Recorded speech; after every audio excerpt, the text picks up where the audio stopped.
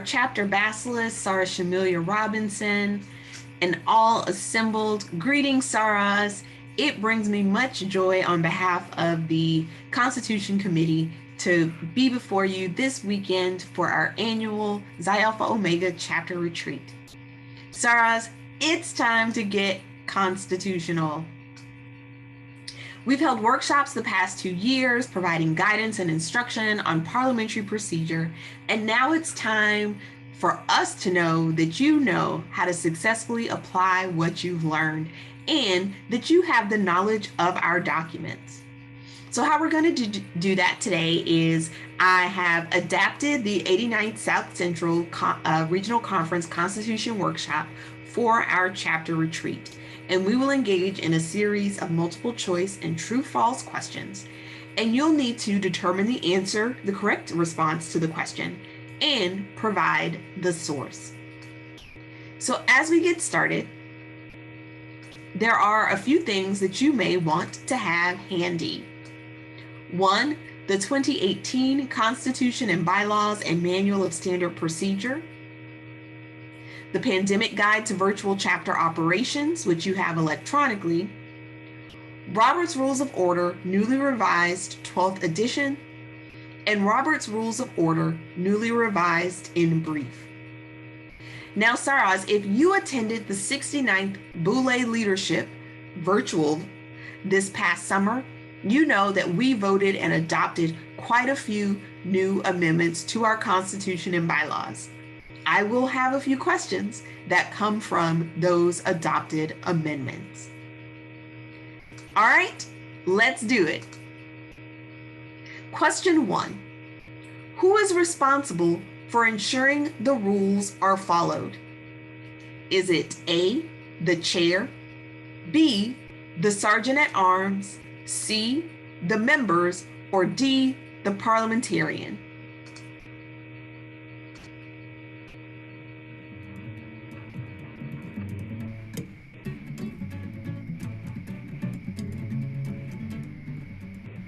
All right, Saras. The answer is A, the chair. The chair has the duty of making sure that the rules are followed. This comes from Robert's Rules of Order, newly revised 12th edition, section 23, lines 1 and 2. All right. Question 2, true or false? Risk management is a standing committee.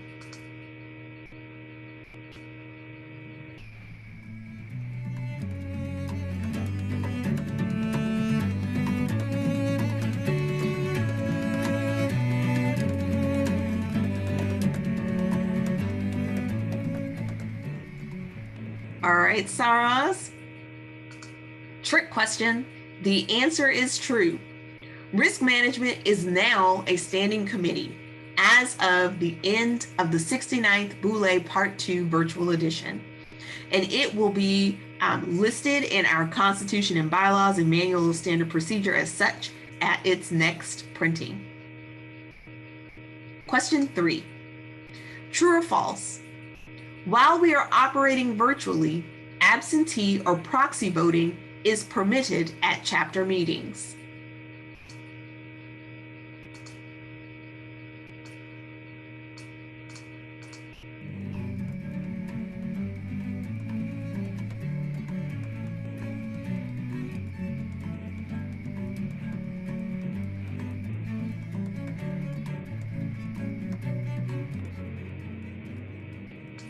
Okay, you may have had to go find that virtual guide to pandemic meetings, but the answer is false. No proxy or absentee voting is permitted, and that's from our Manual of Standard Procedure, page 18, even while we are under the virtual mandate. SARS must still be present at the virtual meeting in order to vote.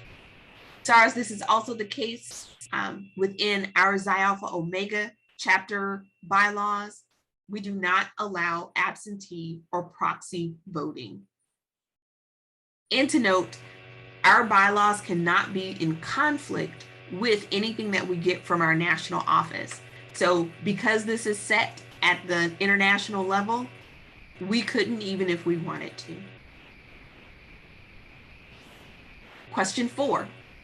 To make a motion, a person would say, A, I think that we should, B, I move that, or C, I'd like to make a motion.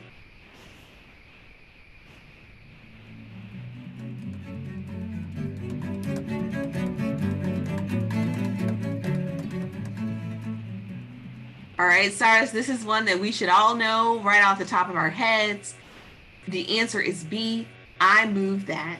And that comes from section 4, line 4 in Robert's Rules of Order, newly revised. All right. Question 5. How many membership classifications does Alpha Kappa Alpha offer? Give you a few extra minutes in case you aren't familiar with all of the classifications of membership.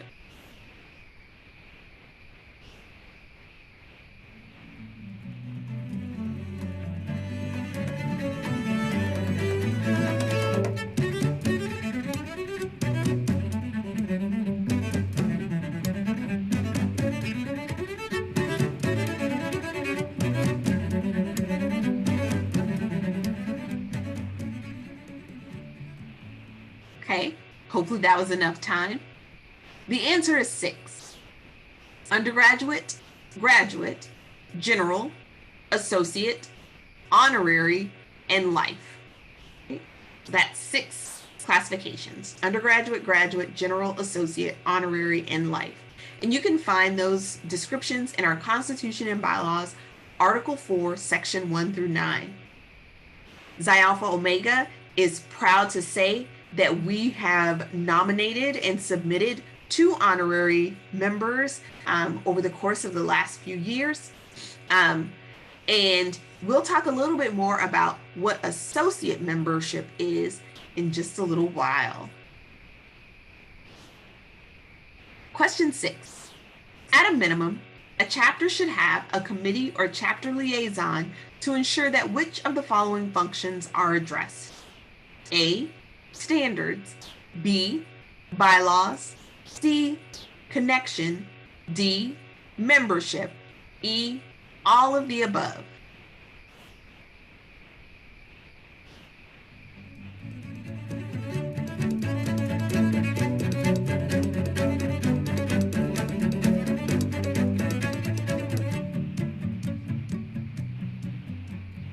All right, Saras, let's see. E, all of the above. And you can find those listed in our Manual of Standard Procedure, page 3. Question 7, true or false? Chapters should change their chapter bylaws in order to operate virtually during this pandemic.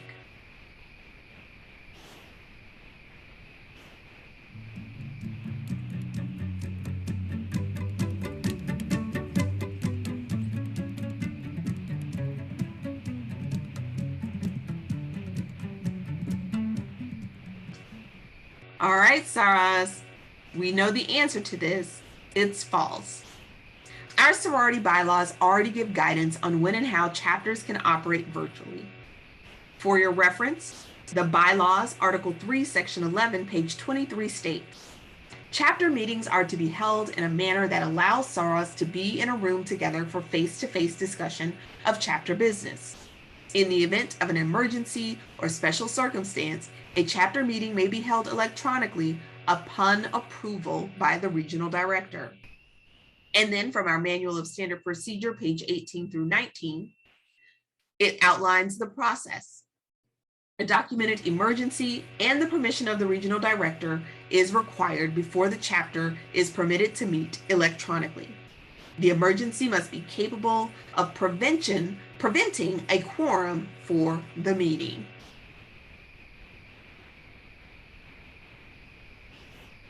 Question 8. When a member's comment must relate to the motion that is being discussed, that is called A, germane, B, dilatory, or C, confident.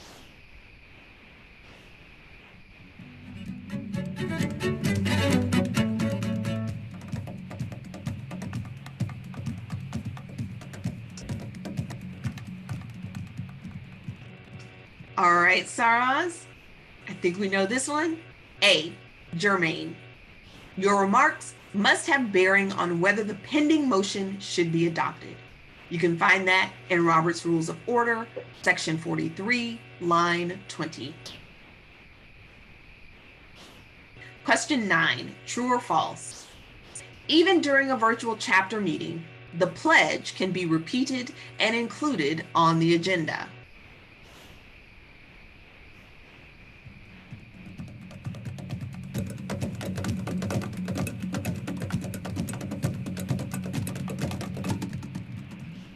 All right. Saras, we know that that is false.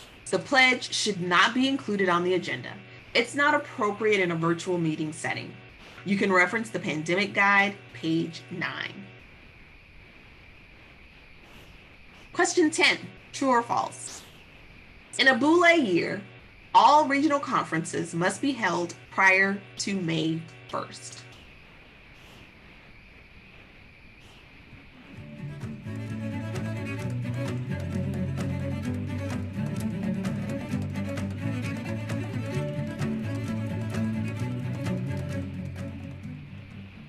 Okay, maybe some of us have seen that this is false. The exception is the international region, and you can reference page 9 of our Manual of Standard Procedure. If you ever arrived at a Boule early, you would have seen the members of the international region engaging in their regional conference. So they usually tag along to our international conferences. Question 11, true or false? When you want to modify or change the meaning of a main motion, it is called an amendment.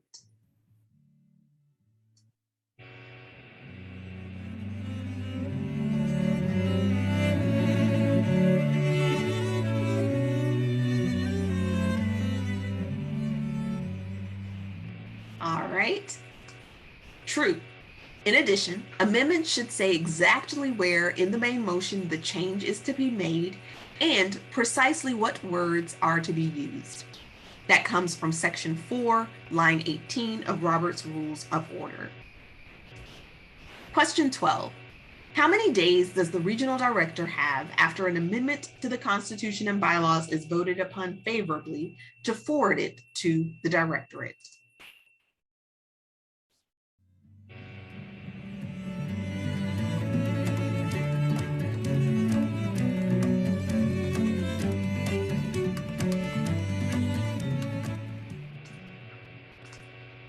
All right, Saras, is it A, 30 days, B, 60 days, C, 20 days, or D, 90 days?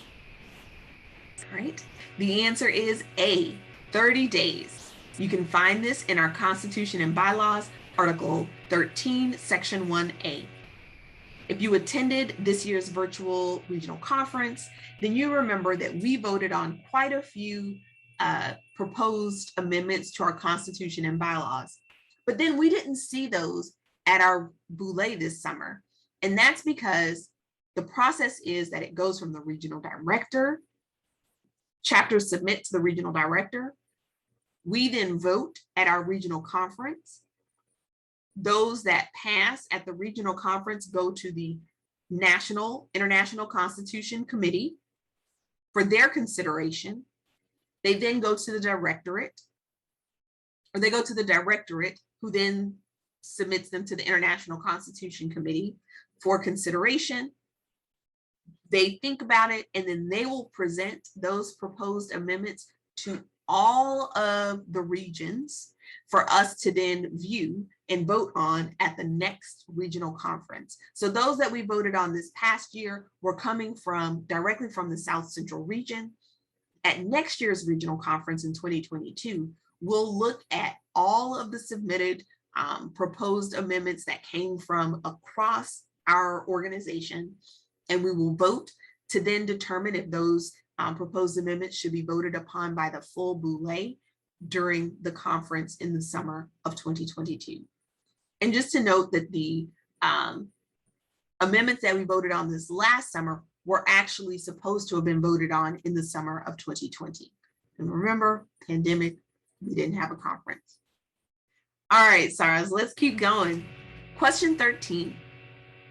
At a regularly called meeting, more than half of the votes cast by persons entitled to vote, excluding blanks and abstentions, is called A, majority vote, B, ballot vote, or C, plurality vote.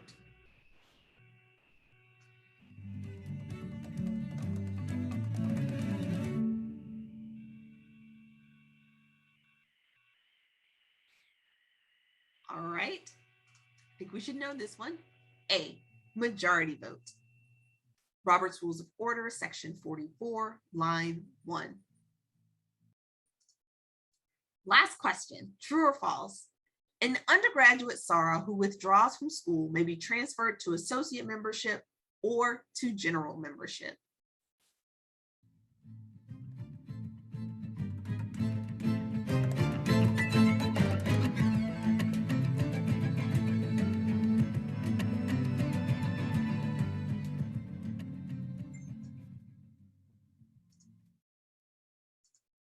True. You can find this answer in our Constitution and Bylaws, Article 4, Section 42C. SARA, an associate member, is a SARA who is initiated at the undergraduate level, but does not graduate or leave school for some reason. Should that SARA, after a certain amount of time has passed, choose to join membership, again, she can go from being an undergraduate SARA either to an associate member or to a general member.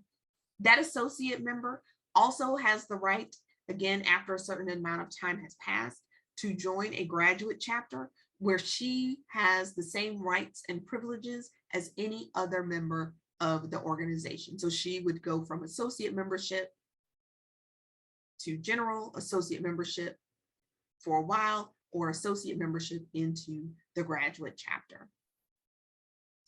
All right, Saras, you did it. You made it through our Let's Get Constitutional workshop. I hope you enjoyed it. I hope you maybe learned something or reinforced something that you had already learned previously. Again, nothing beats knowing this for yourself. So I encourage you to take workshops when available and to continue to read our chapter and international documents. Have a great rest of the retreat.